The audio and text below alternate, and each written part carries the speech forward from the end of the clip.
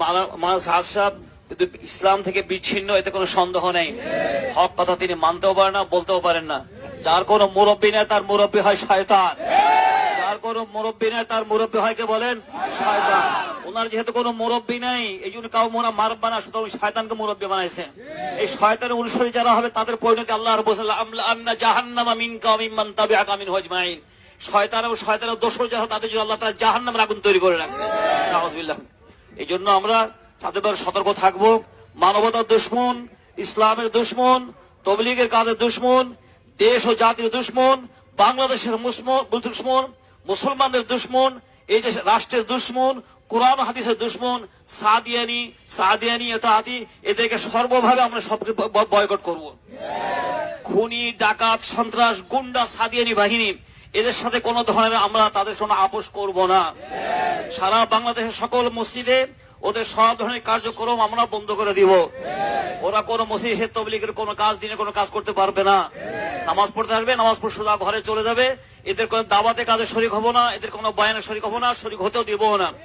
আমাদের প্রত্যেকটা মসজিদে এই সাদিয়ানি গ্রুপে যারা আছে ওদের নাম লিস্ট করে মসজিদে ঝুলাই দিব।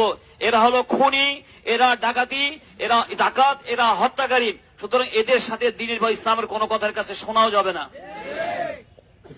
এইসব খুনিদের বিরুদ্ধে 18 তারিখে যারা টঙ্গীতে হত্যা মামলা যারা চালাইছে এবং এদের সাথে যারা সাথে ছিল, বাংলাদেশের বিভিন্ন জায়গা থেকে রাত্রে অন্ধকারে বাস ভরে তারা গেছে, আর সাথে সাথে বিভিন্ন অস্ত্রপাতি, দেশীয় অস্ত্রপাতি তারা নিয়ে ওখানে মানুষ হত্যা করছে, খুন করছে। এদের বিরুদ্ধে প্রত্যেক থানায় জেলায় এবং সে টঙ্গীতে তাদের বিরুদ্ধে মামলা হবে। তাদেরকে যথাযথ গ্রেফতার করার জন্য সরকারের কাছে আমরা বিশেষ অনুরোধ করতেছি।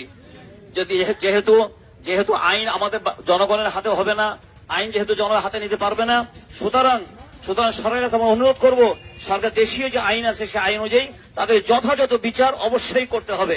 এবং যারা নাকি আমাদের গোপালগঞ্জে যারা আছে আতাহাতি, যারা সেখানে গিয়েছিল, তাদের নাম নিশ্চিত, তাদের নামে মামলা হবে এবং তাদেরকে অনন্ত বিলম্বে গ্রেফতার করে ইরাককে, দেশকে শান্ত করতে হবে। এবং এই সাদিয়ানি সম্প্রদায় যারা আছে, এরা সেই সেই খারিজি সম্প্রদায়, যারা কিনা মানুষ হত্যা, মুসলমান হত্যা করে, যারা জায়েজ মনে করে, যারা খারিজি সারা আহলুস সুন্নাহ ওয়াল জামাত কখন তারা হতে পারে না। এবং উসামা ওয়াসিফ এবং এই ধরনের যারা আছে, এরা সেই ভারতের এবং সেই ইসরায়েলের মুসাদ, তাদের সাথে তাদের মিটিং হয়, তাদের আপোষে কথাবার্তা হয়। এই দেশকে কিভাবে অস্থিতিশীল করা যায়, এদেশের জনগণকে কিভাবে অশান্তি সৃষ্টি করা যায় এবং পরিবেশ নষ্ট কিভাবে করা যায়, ইসলামের নাম দিয়ে ইসলাম কিভাবে নষ্ট করা যায়, তার জন্য গোপন বিভিন্ন ধরনের এরকম তার পরামর্শ চলতে থাকে, যেগুলো কিনা বিভিন্ন পত্রিকা আসছে, নয়া দিগন্ত সহ বিভিন্ন পত্রিকার মধ্যে কথাগুলো আসছে।